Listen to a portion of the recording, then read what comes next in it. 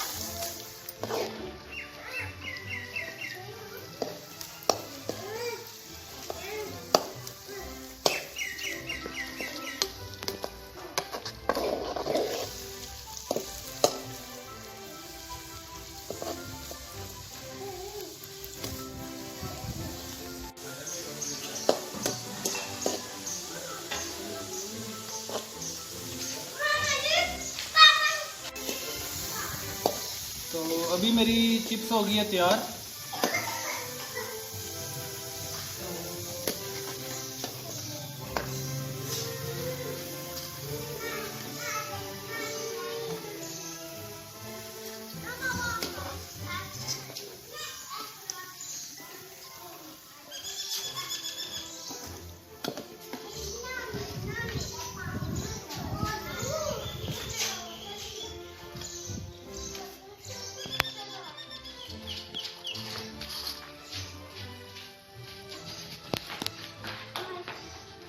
Chips तो मैंने अभी और बनानी है। मैं अभी जो है ना आपसे चाहता हूँ इजाज़त, क्योंकि आपका ज़्यादा टाइम नहीं लूँगा। ये आपने तो छोटी सी बना के दिखाई है।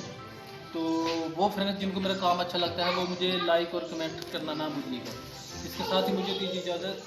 राना यासीन 786 दुआ में बहुत ही याद रखिएगा। अल्लाह हाफ़िज़।